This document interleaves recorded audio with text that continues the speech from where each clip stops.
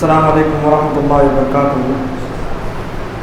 ان الحمد للہ الذی ہدانا لہذا وما كنا لنهتدی لولا ان هدانا اللہ، اما بعد، اعوذ باللہ السمیع العلیم من الشیطان الرجیم، بسم اللہ الرحمن الرحیم۔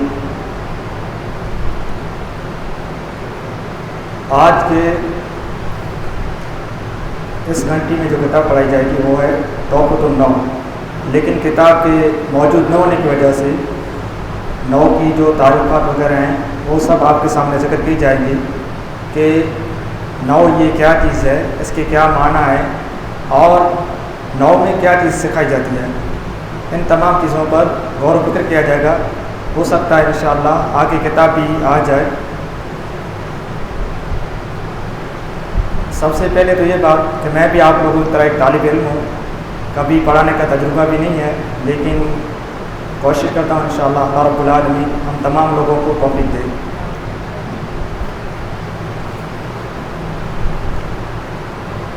کئی مادے ہیں، کئی فنون ہیں۔ جس طرح آپ لوگوں نے صرف پڑھا ہوگا، شیخ الیاس ازہری صاحب صرف پڑھاتے ہیں۔ صرف یہ ایک مادہ ہے، ایک فن ہے۔ اسی طرح حدیث بھی ایک فن ہے، ایک مادہ ہے۔ قرآن ہے، یہ بھی ایک فن ہے، یہ مادہ ہے۔ اسی طرح اور بھی فنون ہیں جس میں الگ الگ چیزیں پڑھائی جاتی ہیں اور ان کے پڑھنے کے فوائد بھی الگ ہیں اور کس مقصد سے پڑھائی جاتی ہیں وہ بھی چیزیں ہیں۔ تو نو یہ بھی ایک فن ہے عربی زبان کا، اور یہ فن لغہ کے اندر آتا ہے۔ لغہ کا مطلب ہوتا ہے زبان۔ جیسے بڑی بڑی یونیورسٹیاں ہیں، ان کے اندر ایک کالج رہتی ہے، فیکلٹی رہتی ہے جس کا موضوع رہتا ہے لغہ، کلیۃ اللغۃ العربیہ۔ اس کلیۃ اللغۃ العربیہ میں بہت ساری چیزیں پڑھائی جاتی ہیں، بہت سارے مادے اور فنون پڑھائے جاتے ہیں۔ مثال کے طور پر نحو یہ بھی لغہ میں آتا ہے، صرف یہ بھی لغہ میں آتا ہے۔ اسی طرح ایک مادہ، ایک فن آتا ہے بلاغہ، وہ بھی اسی میں آتا ہے۔ اسی طرح اور بھی فنون ہیں جو اس مادے کے اندر لغہ کے اندر آتے ہیں۔ تو نو یہ بھی لغہ کے اندر آتا ہے، یعنی زبان کے اندر۔ عربی زبان کو کیسے سمجھا جائے، کیسے بولا جائے، یہ تمام چیزیں لغہ کے اندر آتی ہیں۔ تو نو یہ عربی لغہ کا ایک مادہ ہے، ایک فن ہے جس کے اندر یہ سکھایا جاتا ہے کہ عربی زبان کو کیسے بولا جائے اور اس کے آخری حرف پر کیسے حرکت لگائی جائے۔ تو آئیے سب سے پہلے ہم لوگ یہ جاننے کی کوشش کریں کہ نحو کی کیا تعریف ہے۔ نحو نون ہا واو، نون ہا واو یہ عربی زبان کا لفظ ہے۔ نون ہا واو یہ عربی زبان کا لفظ ہے۔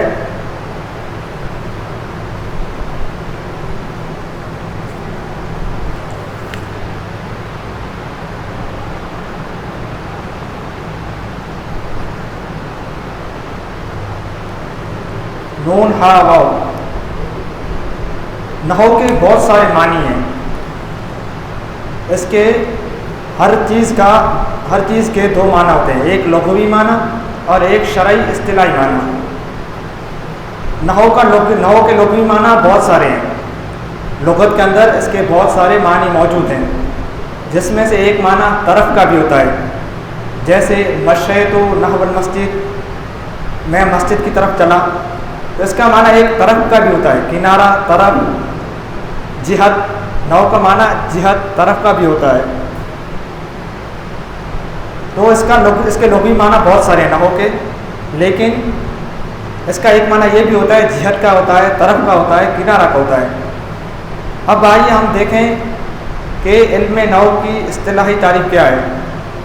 یہ تو لغوی تعریف ہو گئی، اب اصطلاحی تعریف۔ نحو کیوں پڑھائی جاتی ہے، اس کا کیا مقصد ہے، یہ بھی آگے آئے گا۔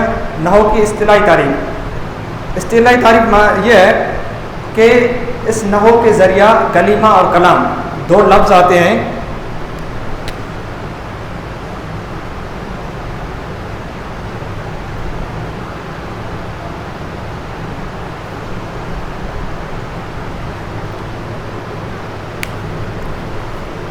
دو لفظ ہیں کلمہ اور کلام۔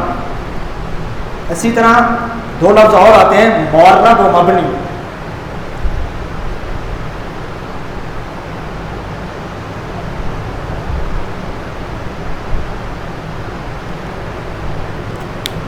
یہ 4 لفظ اہم ہیں. نمبر 1 کلمہ، نمبر 2 کلام، نمبر 3 معرب، نمبر 4 مبنی. تو نحو کے اندر نحو کی اصل تعریف یہ ہے، اصطلاحی تعریف، کہ نحو کے ذریعہ کلمہ اور کلام کی آخری حالت کو جانا جاتا ہے. کلمے کا جو آخری لفظ ہوتا ہے، جیسے الحمد، اس میں دال آخری لفظ ہے، دال آخری کلمہ ہے، دال آخری حرف ہے. اس آخری حرف پر کیا اعراب آئے گا، حرکت کیا آئے گی، زبر آئے گا، زیر یا ضمہ کیا آئے گا، پیش آئے گا، کیا آئے گا. الحمد اس پر پیش آیا ہے تو کیوں آیا ہے. نحو کے ذریعے یہ جانا جاتا ہے کہ کلمے کا جو آخری حرف ہے اس پر کیا حرکت آئے گی، کیا اعراب آئے گا، کیا اعراب آئے گا. یہ لفظ معرب رہے گا یا مبنی رہے گا. اگر اس کی حرکت بدلی، جیسے للہ، الحمد اس پر دال پر پیش آیا ہے، للہ میں ہا پر زیر کیوں آیا ہے، کس وجہ سے زیر آئی ہے. پیش آ سکتا تھا، زبر بھی آ سکتا تھا، لیکن زیر کیوں آئی ہے، اس کو نحو کے ذریعے جانا جائے گا. تو نحو کی اصطلاحی تعریف یہ ہے کہ اس کے ذریعہ کلمہ اور کلام کے آخری حالت کو جانا جاتا ہے.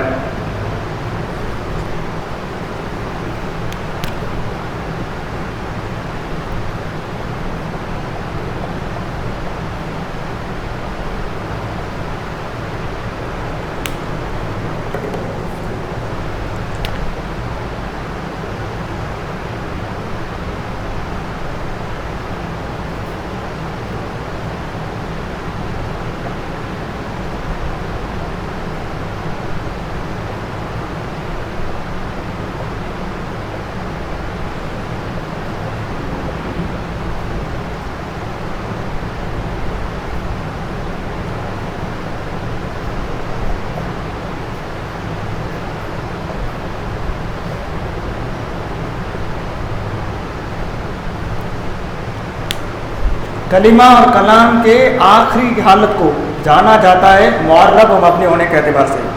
نحو کی اصطلاحی تعریف یہ ہے کہ کلمہ اور کلام کی آخری حالت کو جانا جاتا ہے معرب و مبنی ہونے کے اعتبار سے. معرب و مبنی یہ بھی سمجھ لیں کہ اگر کوئی لفظ معرب ہے تو آخری طور پر اس پہ حالت بدل جائے گی. کبھی ضمہ آئے گا، کبھی پیش آئے گا، کبھی زبر آئے گا، کبھی زیر آئے گا. لیکن اگر ہر لفظ مبنی ہے تو اس کی ایک ہی حالت رہے گی، اس پر ایک ہی زبر آئے گا تو زبر ہی آئے گا، پیش آئے گا تو پیش ہی آئے گا، اگر زیر آتا ہے تو زیر آتا ہے. حرف کے آنے کی وجہ سے اس کی حالت نہیں بدلے گی. معرب کی حالت کبھی بھی بدل سکتی ہے لیکن مبنی کی حالت نہیں بدلی جا سکتی ہے. تو یہ نحو کی اصطلاحی تعریف ہوئی کہ اس نحو کے ذریعہ علم نحو کے ذریعہ معرب اور مبنی کے اعتبار سے کلمہ و کلام کی آخری حالت کو جانا جاتا ہے. کلمہ اور کلام کس کو کہتے ہیں، اس کی تعریف آگے آئے گی. تو اس کی یہ اصطلاحی تعریف ہو گئی. کلمہ آپ کس کو کہتے ہیں؟ کلمہ ایک ایسا لفظ ہے، کلمہ کی تعریف یہ ہے، کلمہ ایک ایسا لفظ ہے جس کو اس لیے بنایا گیا ہے تاکہ اس کے ذریعہ جانا جا سکے کہ اسم ہے یا فعل ہے یا حرف ہے. کلمہ یہ واحد ہے، سنگولر ہے، جمع کا صیغہ نہیں ہے. جمع کا صیغہ آتا ہے کلام. کلمہ یہ واحد کا صیغہ ہے اور کلام جمع کا صیغہ ہے.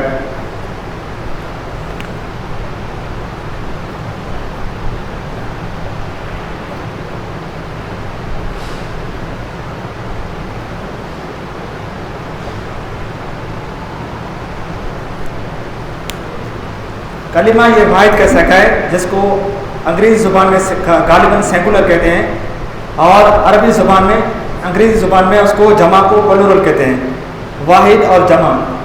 تو کلمہ یہ واحد کا صیغہ ہے اور کلام یہ جمع کا صیغہ ہے.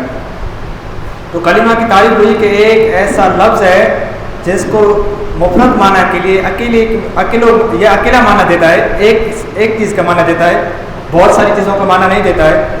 کلمہ ایک ایسا لفظ ہے جو ایک چیز کے لیے، اس کو مفرد بھی کہتے ہیں.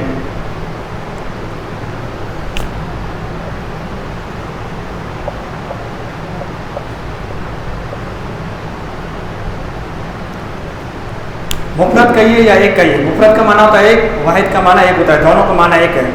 تو کلمہ ایک ایسا لفظ ہے جو مفرد معنی کے لیے بنایا گیا ہے. وہ یا تو کلمہ اسم ہو سکتا ہے، یا تو فعل ہو سکتا ہے، یا حرف ہو سکتا ہے۔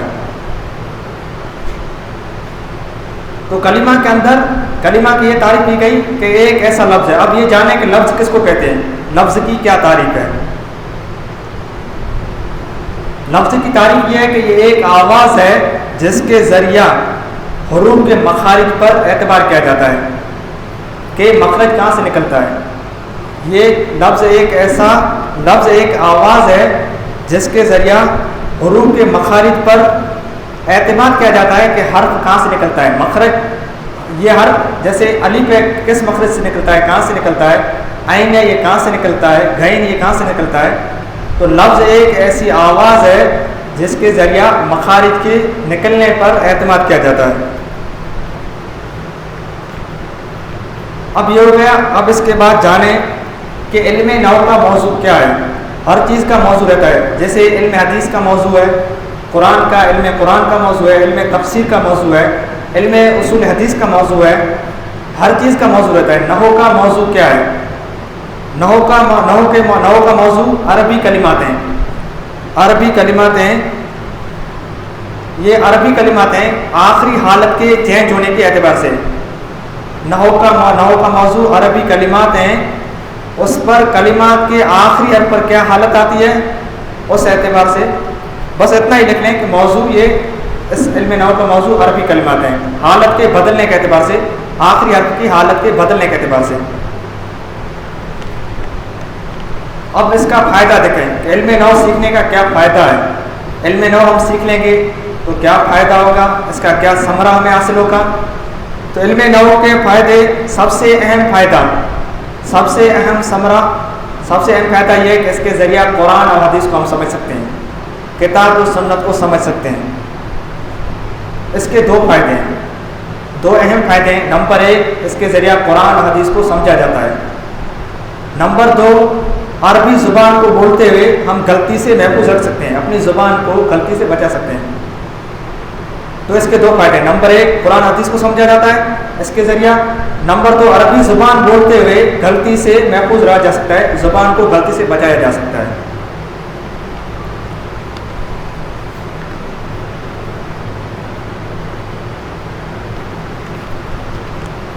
اب علم نحو کی کتنی ضرورت ہے۔ امام شافعی رحمہ اللہ کا قول ہے کہ النحو فی الکلام کالملح فی الطعام لا یستغنی عنہ۔ امام شافعی رحمہ اللہ بیان فرماتے ہیں اس قول کے اندر کہ علم نحو کی وہی ضرورت ہے، علم نحو کی کلام کے اندر اتنی ضرورت ہے، اتنا درجہ ہے علم نحو کا جتنا درجہ کھانے کے اندر نمک کا ہے۔ امام شافعی رحمہ اللہ قول ہے النحو فی الکلام کالملح فی الطعام لا یستغنی عنہ۔ نحو کا جاننا یا سیکھنا کلام کے اندر اتنا ہی ضروری ہے جتنا کھانے کے اندر نمک ضروری ہے۔ کھانے کے اندر جتنا نمک ضروری ہے، اگر کھانے میں نمک رہے گا تو کھانا مزیدار رہے گا، اگر نمک نہیں رہے گا تو کھانا مزیدار نہیں رہے گا۔ اسی طرح اگر ہم عربی زبان کو بولتے ہوئے یا پڑھتے ہوئے یا لکھتے ہوئے اگر ہم نحو کو جانتے ہیں تو مزیدار ہمارا کلام ہوگا، زبان مزیدار ہوگی۔ لیکن اگر ہم نحو کو نہیں جانتے ہیں تو ہمارا کلام بے فائدہ ہوگا۔ اب علم نحو کو کس نے وضع کیا ہے؟ پہلے تو صحابہ اکرام کے زمانے میں، اللہ کے نبی صلی اللہ علیہ وسلم کے زمانے میں یہ سب نحو کے قواعد وغیرہ نہیں لکھے گئے تھے۔ ان لوگوں کی زبان تھی، وہ ایسے بولتے تھے، خطا وغیرہ نہیں کرتے تھے۔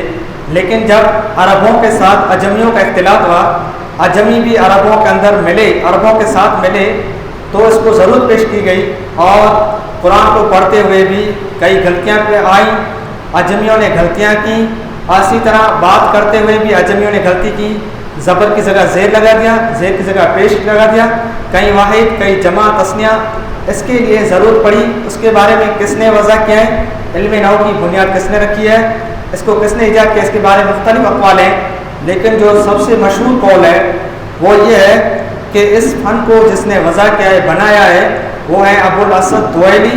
حضرت علی رضی اللہ تعالیٰ عنہ کے حکم پر انہوں نے اس فن کی ایجاد کیا، علم نحو کی بنیاد رکھی۔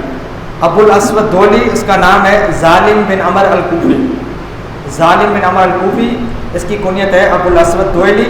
حضرت علی رضی اللہ تعالیٰ عنہ کے حکم پر انہوں نے علم نحو کو ایجاد کیا۔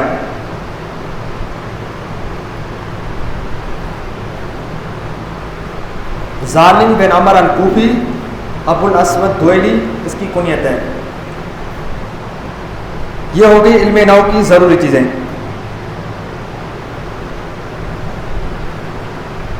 اب آئیں ہم لوگ اس کے لیے جو اہم چیزیں ہیں، انشاءاللہ کتاب آئے گی تو اس کے حساب سے پڑھیں گے کتاب میں کیا چیزیں ہیں کیا نہیں ہیں، لیکن اب اس وقت جو ضروری چیزیں ہیں وہ آپ کے سامنے پیش کرتا ہوں۔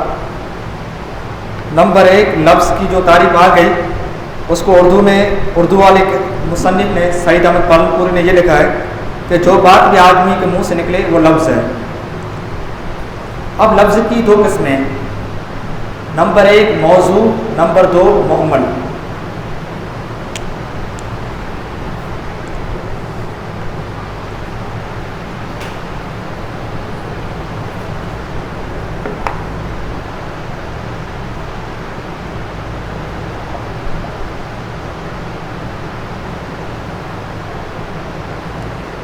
لفظ کی 2 قسمیں، نمبر 1 موضوع، نمبر 2 مہمل۔ موضوع مہمل، میم ہا میم لام۔ لفظ کی تعریف یہ ہے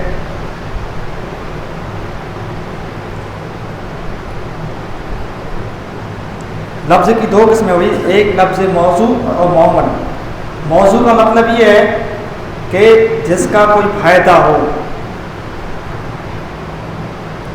جس کا کوئی معنی ہو، جس کا کوئی فائدہ ہو۔ موضوع معنی دار لفظ، جس کا کوئی معنی ہو سکتا ہے، جیسے ہم لوگ بولیں زید۔ زید اس کا معنی ہے کہ کسی کا نام ہو سکتا ہے، زید کسی کا نام ہو سکتا ہے۔ یہ موضوع جو جس سے کوئی معنی دار لفظ ہو، معنی دار چیز سمجھ میں آئے، اس کو موضوع کہتے ہیں۔ دوسری قسم ہے مہمل، یعنی بے فائدہ، بے معنی، اس کا کوئی معنی ہی نہیں، بے فائدہ بے معنی۔ جیسے موضوع معنی دار لفظ جس سے کوئی معنی سمجھ میں آیا جائے، اور مہمل جو بے معنی ہو، جس کا کوئی فائدہ نہ ہو، جس سے کوئی معنی سمجھ میں آئے۔ مہمل موضوع کی تعریف لکھی ہے ہم لوگوں نے، مثال لکھی ہے زید۔ اب اس کا الٹا کیجیے دیز۔ زید اس کا الٹا دیز۔ دیز ہم بولیں گے تو کوئی نہیں سمجھے گا کہ دیز کیا چیز ہے، یعنی مہمل بے فائدہ ہے، بے معنی، اس کا کوئی معنی ہی نہیں ہے۔ زید سے ہم لوگ یہ سمجھ سکتے ہیں کہ کسی کا نام ہو سکتا ہے، کسی انسان کا نام ہو سکتا ہے، لیکن دیز بولیں گے تو اس سے کوئی معنی سمجھ میں نہیں آئے گا اور یہ بے فائدہ ہے۔ تو لفظ کی 2 قسمیں ہو گئی، نمبر 1 موضوع، نمبر 2 مہمل۔ اسی طرح موضوع کی 2 قسمیں، مفرد اور مرکب۔ لفظ کی 2 قسمیں ہوئی، موضوع مہمل۔ اس کے بعد موضوع کی، لفظ موضوع کی 2 قسمیں، یعنی جس کا معنی سمجھ میں آ جا سکتا ہے یا جس کا معنی ہو سکتا ہے، اس کی 2 قسمیں، نمبر 1 مفرد، نمبر 2 مرکب۔ مفرد یعنی تنہا آتا ہے، اکیلا آتا ہے، اب مرکب یعنی کسی کے ساتھ مل کر آتا ہے، اکیلا نہیں آتا ہے، اس کے ساتھ کوئی اور بھی چیز ہوتی ہے۔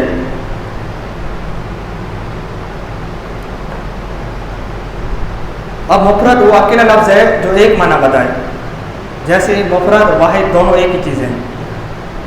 اور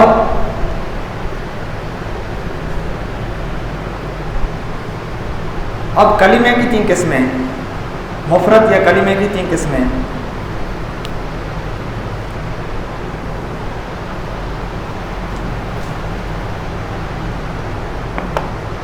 نمبر 1 اسم، نمبر 2 فعل، نمبر 3 حرف۔ کلمہ کی 3 قسم ہوئی، نمبر 1 اسم، نمبر 2 فعل، نمبر 3 حرف۔ نحو کے اندر ان 3 چیزوں کا جاننا ضروری ہے، اسم، فعل، حرف۔ اب اسم کس کو کہتے ہیں، فعل کس کو کہتے ہیں، حرف کس کو کہتے ہیں؟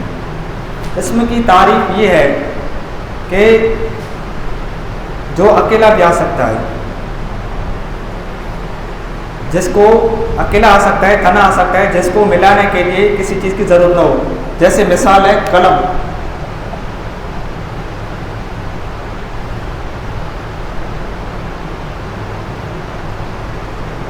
اس میں یہ عربی زبان کا لفظ ہے، اس کا معنی ہوتا ہے نام، نام۔ جیسے کوئی پوچھے کہ ما اسمو کا، تیرا نام کیا ہے، تو اسم کا معنی ہوتا ہے نام. ما اسمو کا، مسمو کا، تیرا نام کیا ہے، اسمی فلان، میرا نام فلاں ہے. تو اسم کا معنی یہ ہوتا ہے کہ مطلب. اسم اس کی اصطلاحی تعریف یہ ہے کہ جس کو استعمال کرنے کے لیے کسی اور کی سپورٹ کی ضرورت نہیں رہتی ہے، کسی اور چیز کو اس کو ملانے کی ضرورت نہیں رہتی ہے اسم کے لیے. جیسے قلم ہے، ہم لکھیں گے قلم، اسے سمجھ میں آ جائے گا قلم، کوئی بھی قلم ہو سکتی ہے. اسی طرح یہ فعل ہے. اسم کے اندر یہ بھی دھیان رکھیں کہ اسم کے لیے اسم کے اندر کوئی زمانہ نہیں پایا جاتا ہے. آگے جو فعل آ رہا ہے، فعل کے اندر زمانہ پایا جاتا ہے. اسم کا مطلب ہوتا ہے نام، اور فعل کا مطلب ہوتا ہے کام. نام کے لیے قلم یہ اسم ہے، اور مسجد یہ بھی اسم ہے. جو بھی نام کی چیزیں ہیں اس کو اسم کہتے ہیں. تو اسم کے لیے کسی اور کی ضرورت نہیں رہتی ہے، وہ اکیلا آ سکتا ہے، تنہا آ سکتا ہے. جیسے قلم یہاں اکیلا لا کے ہے، اس کے ساتھ کوئی اور چیز نہیں ہے، صرف قلم، اور اس کے اندر کوئی زمانہ نہیں پایا جاتا ہے. آگے فعل ہے. فعل کا مطلب یہ ہوتا ہے کہ یہ بھی اکیلا آ سکتا ہے لیکن اس کے اندر زمانہ پایا جاتا ہے. فعل کا مطلب ہوتا ہے کام. یہ کام کب ہوا، گزشتہ زمانے میں ہو گیا، یا ابھی ہو رہا ہے، یا آئندہ آنے والے زمانے میں ہوگا. فعل کا مطلب ہوتا ہے کام. اس کو لانے کے لیے، استعمال کرنے کے لیے، عربی زبان میں اس کو استعمال کرنے کے لیے کسی اور چیز کی سپورٹ کی ضرورت نہیں رہتی ہے، کسی اور چیز کی سپورٹ کی ضرورت نہیں رہتی ہے. لیکن اس کے اندر یہ ایک چیز زیادہ ہے کہ اس کے اندر زمانہ پایا جاتا ہے.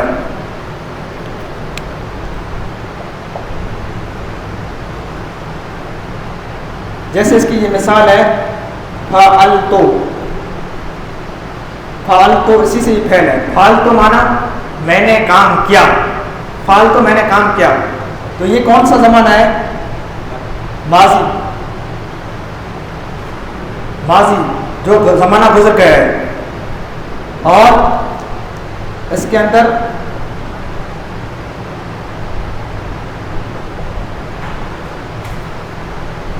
یہ ہے افعلو، یہ ماضی. فعلتو یہ ماضی کا صیغہ ہے، یعنی میں نے کام کیا گزرے ہوئے زمانے میں. یہ ہے افعلو، میں کام کرتا ہوں، یعنی اس وقت میں کام کرتا ہوں. یا اس کو کہہ رہے ہیں ادروسو، میں اس وقت پڑھ رہا ہوں. یا اکتبو، میں اس وقت لکھ رہا ہوں. یہ میں یعنی میں فی الحال لکھ رہا ہوں، حال کے اندر اس وقت میں لکھ رہا ہوں. تو یہ زمانہ حال ہے. زمانے کی 3 قسمیں، نمبر 1 ماضی، نمبر 2 حال، نمبر 3 مستقبل. ماضی کا مطلب یہ ہوا کہ جو کام گزشتہ زمانے میں ہو گیا. نمبر 2 حال. حال کا مطلب یہ ہوتا ہے کہ اس وقت جو کام ہو رہا ہے، ہم لوگ پڑھ رہے ہیں، یہ زمانہ حال ہے. اور دوسری چیز، تیسرا ہے مستقبل، زمانہ مستقبل، یعنی آنے والے وقت میں، انشاءاللہ آئندہ وقت میں میں یہ کام کروں گا.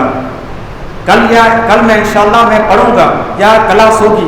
یہ مستقبل ہو گئی. اس کے استعمال کے لیے الگ چیزیں، جیسے اکتبو عنقریب میں پڑھوں گا، یا سوف اکتبو عنقریب میں لکھوں گا. اس کے اندر بعید اور ماضی. زمانہ یہ ماضی ہے، جیسے یہ ماضی ہے. اس کے اندر ایک تو ہوتا ہے ماضی قریب، یعنی قریب کے اندر جو کام ہوا ہے، اور ایک اور آتا ہے ماضی بعید، یعنی جو کام ہو گیا. یہ الگ چیز ہے، یہ صرف کے اندر آتا ہے. نحو کے اندر یہ چیزیں نہیں آتی ہیں، لیکن سمجھانے کے لیے تو ماضی کے اندر دو چیزیں آتی ہیں، ایک قریب، ماضی قریب، ماضی بعید. اسی طرح ایک آتا ہے ماضی استمراری. یہ تینوں چیزیں ماضی کے اندر آ جاتی ہیں. اور ایک ہے حال، جیسے اکتبو میں لکھ رہا ہوں، اس وقت جو کام ہو رہا ہے، فی الحال جو کام ہو رہا ہے، اس کو حال کہتے ہیں. اور آئندہ زمانے میں جو کام ہوگا اس کو مستقبل کہتے ہیں. تو فعل کے اندر یہ تنا آ سکتا ہے. فعلتو یہ صرف اکیلا لفظ آیا ہے، اس کے ساتھ کوئی اور نہ اسم آیا ہے نہ حرف آیا ہے، یہ اکیلا تنا آیا ہے. لیکن اس کے اندر ایک چیز ضروری ہے کہ زمانہ پایا جائے گا کہ یہ کام کس زمانے میں ہوا ہے. جبکہ یہاں پہ قلم میں زمانہ نہیں پایا گیا ہے. قلم ہم سمجھ جائیں گے کہ ایک نام ہے، اور اس کو جوڑنے کے لیے کوئی اور سینٹینس یا جملہ لانے کی ضرورت نہیں ہے. تیسری چیز ہے حرف.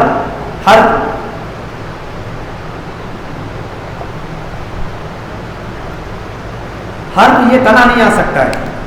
جیسے یہاں پہ قلم یہ تنا آ گیا، فعلتو یہ تنا آ گیا، لیکن میں نے یہاں اکیلا نہیں آئے گا. اس کو استعمال کرنے کے لیے عربی زبان کے اندر کسی اور کلمے کی ضرورت ہے. من کا مطلب ہوتا ہے سے، سے، یا ہم کہہ لیں فی، اس کا مطلب ہوتا ہے اندر میں، جس کو انگریزی زبان میں ان کہتے ہیں. صرف ہم ان کہیں گے یا فی کہیں گے تو اس سے کوئی چیز سمجھ نہ آئے گی. اب اس کو عربی زبان میں استعمال کرنے کے لیے کسی اور کو ملانے کی ضرورت ہے. جیسے انا فی المسجد، میں مسجد کے اندر ہوں، یہ تنا نہیں آئے گا. یہاں پہ قلم یہ تنا آ گیا، یہاں پہ فعل یہ تنا آ گیا. کسی اور جملے کے لانے کی ضرورت نہیں ہے، کسی اور سینٹینس کو ملانے کی ضرورت نہیں ہے. لیکن یہاں ہر تنا نہیں آ سکتا ہے. اس کو استعمال کرنے کے لیے کسی اور چیز کی ضرورت ہے. جیسے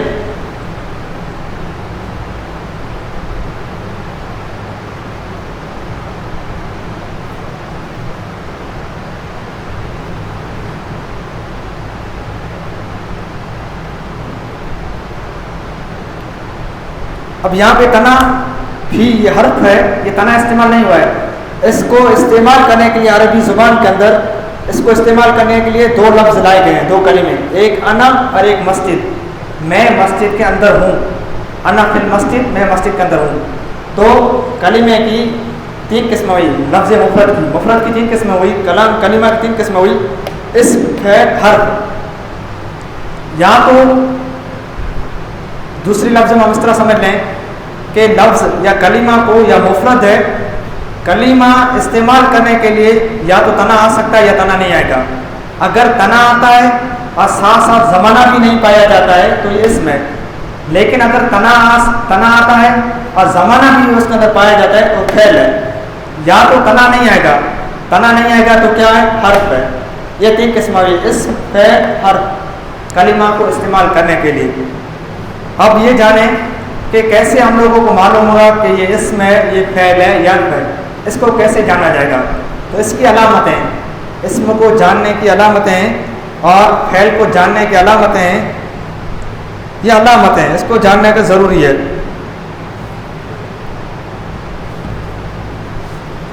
اب اس علامتیں ہم لوگ اس کتاب سے سیکھیں گے.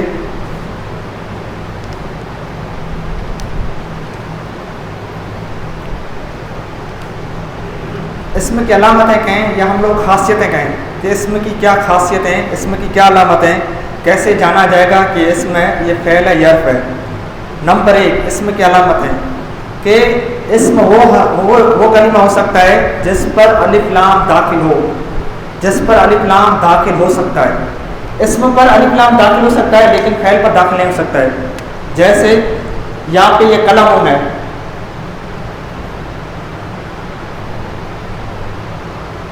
اب اس کو الف لام اس پر داخل کر کے القلم کر دیا، القلم، لیکن فعل پر الف لام داخل نہیں ہو سکتا ہے. الفا تو ہم نہیں کہہ سکتے ہیں.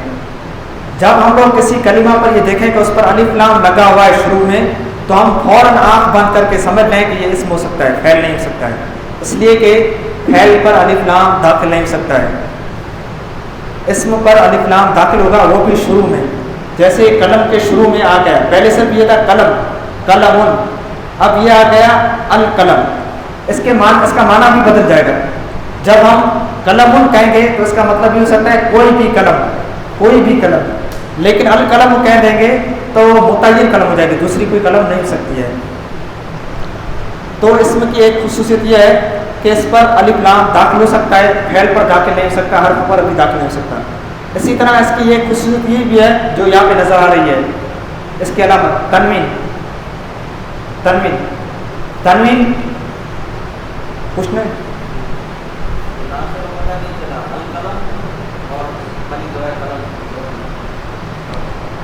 جیسے قلم کہہ دیا، یہاں پہ 4 قلم ہیں، ہم قلم کر دیا، قلم کہہ دیا، تنوین لگا دیا، الف لام نہیں لگایا ہے، صرف قلم. تو اس کا مطلب سے کوئی بھی قلم، 4 میں سے کوئی بھی قلم ہو سکتی ہے، کوئی بھی قلم ہو سکتی ہے. لیکن ہم نے کہہ دیا کہ القلم تو اس سے ایک ہی قلم ہو سکتی ہے، کوئی اور قلم نہیں ہو سکتی ہے، متعین چیز ہو جاتی ہے. قلم ان سے کوئی بھی ہو سکتی ہے لیکن جب ہم القلم کہہ دیا تو متعین ہوگا. الکتاب کہہ دیا تو یہ کتاب ہو سکتی ہے.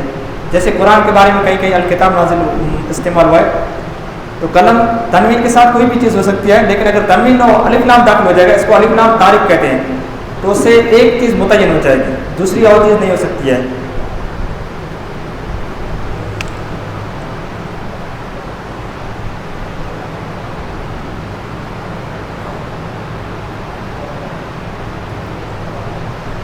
تو یہ اس کی علامت لکھ رہا ہوں. نمبر 1 الف لام اسم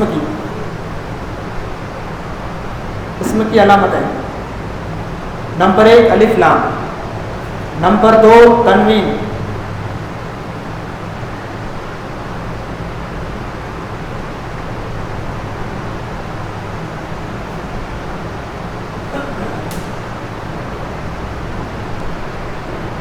اسی طرح نمبر 3 جر.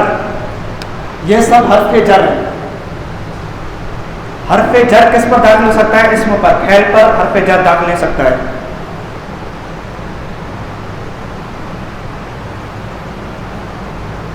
حرف یہ اسم پر داخل ہو سکتا ہے، فعل پر حرف نہیں آئے گا.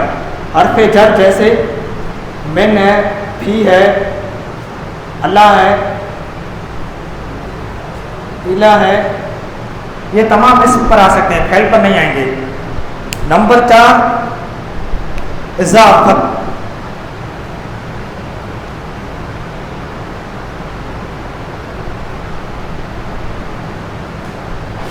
اضافت کا مطلب ہوتا ہے نسبت، کسی کی طرف نسبت کرنا.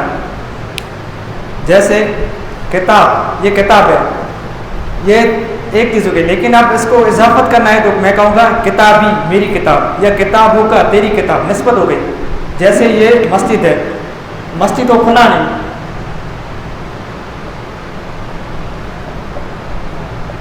کھلا نہیں، کھلا انسان کی مسجد یا جماعت کی مسجد. مسجد اگر مسجد کہیں گے تو کوئی بھی مسجد مراد ہو سکتی ہے، اہل سنت کی مسجد یا اہل حدیثوں کی مسجد، کوئی بھی ہو سکتی ہے.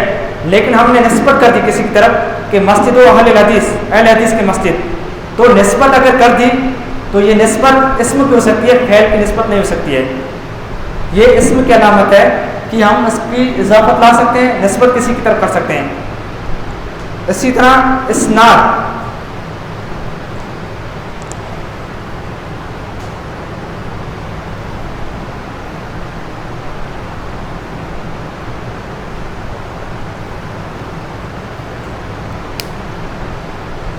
یہ مضاف ہے، یہ مضاف الیہ. مسجد مضاف، فلاں مضاف الیہ، فلاں انسان کی مسجد یا فلاں جماعت کی مسجد. اب یہ آ گیا اسناد. اسناد جیسے زید قائم، زید کھڑا ہے. اسناد کس کی ہو سکتی ہے؟ اسم کی، فعل کی اسناد نہیں ہو سکتی ہے. زید قائم،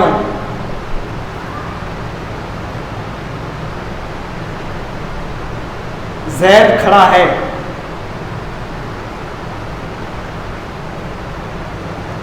یہاں پہ زید کیا ہے؟ مسند الیہ، جس کو دوسری زبان میں مبتدا بھی کہتے ہیں. مبتدا. اور قائم یہ مسند، جس کو دوسرے اعتبار سے اس کو خبر بھی کہتے ہیں، مبتدا خبر. زید قائم مبتدا خبر. لیکن فعل کی اسناد نہیں ہو سکتی ہے، فعل کو مبتدا خبر نہیں بنایا جا سکتا ہے، فعل کو مسند الیہ مسند نہیں بنایا جا سکتا ہے. لیکن اسم کو مبتدا اور خبر بنایا جا سکتا ہے. دونوں اسم ہیں، زید بھی اسم ہے اور قائم بھی اسم ہے، اسم فاعل ہے. لیکن اس کے ساتھ یہ بھی دھیان رہے کہ خبر یہ فعل بھی ہو سکتی ہے، مسند یہ فعل بھی ہو سکتا ہے، لیکن اسم کبھی فعل کبھی مسند الیہ نہیں ہو سکتا ہے. اسم تو مسند الیہ ہو سکتا ہے، لیکن یہ فعل جو ہے، جو فعل کفال تو یا یہ سب، یہ کبھی مسند الیہ نہیں ہو سکتے ہیں، مبتدا کبھی نہیں ہو سکتے ہیں. اسم مبتدا ہو سکتا ہے، مسند الیہ ہو سکتا ہے، لیکن فعل کبھی مبتدا نہیں ہو سکتا ہے. مبتدا کا کیا ہوگا؟ اسم ہی ہوگا.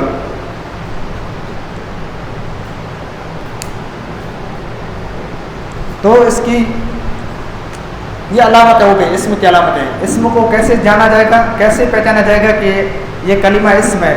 تو اس کے لیے نمبر 1 الف لام اس پر ہو. جیسے القلم پر الف لام آیا ہے، پہلے صرف قلم تھا، لیکن جب یہ آ گیا القلم.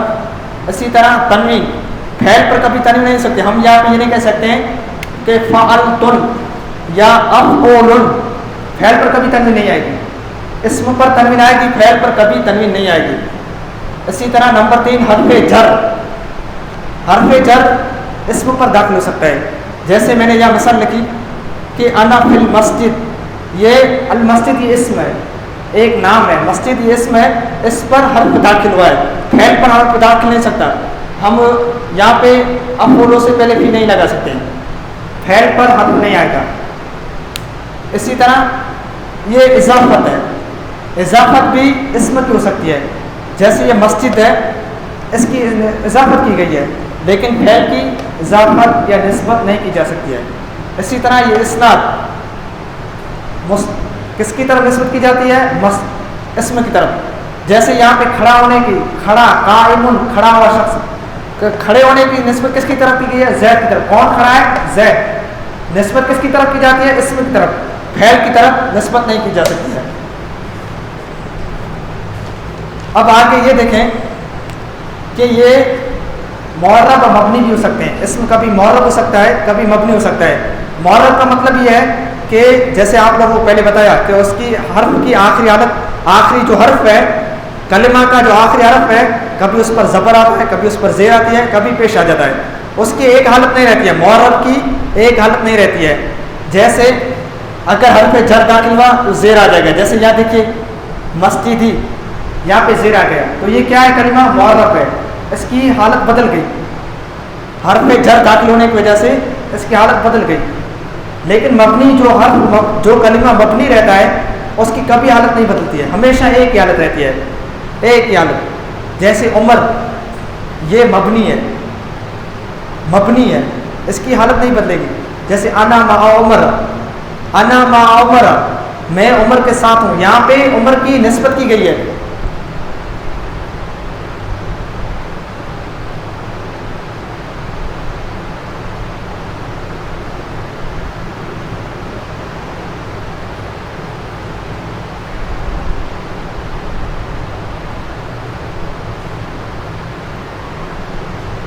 دونوں سے پہلے یہ عمر ہے، یہ زید ہے، دونوں سے پہلے ما آیا ہے. ما کا مطلب ہوتا ہے ساتھ. انا ما عمر، میں عمر کے ساتھ ہوں. لیکن اس پر دیکھیے فتح آیا ہے اور یہاں پہ تنوین آئی ہے، کسرہ آیا ہے، زیر آیا ہے. انا ما زید، انا ما عمر. یہاں پہ بھی قاعدے کے حساب سے، عربی گرامر کے حساب سے، نحو کے حساب سے یہاں پہ بھی کسرہ آنا چاہیے، زیر آنا چاہیے. انا ما عمر، لیکن یہاں پہ نہیں آئے گا. اس کی ایک ہی حالت رہے گی، کبھی حالت نہیں بدلے گی. یا تو اس پہ پیش آئے گا، ضمہ آئے گا، یا تو اس پر زبر آئے گا. لیکن جب ماں آ گیا تو اس پر فتح ہی آئے گا، فتح آئے گا. اس کی ایک حالت رہے گی. لیکن مبنی کی ایک حالت نہیں رہے گی، معرب کی ایک حالت نہیں رہے گی. مبنی کی تو ایک حالت رہے گی، لیکن معرب کی آخری حالت ہے، کلمے کا جو آخری حرف ہے اس کی حالت بدل جاتی ہے، کبھی پیش، کبھی زیر، کبھی فتح. تو اس کا جاننا ضروری ہے.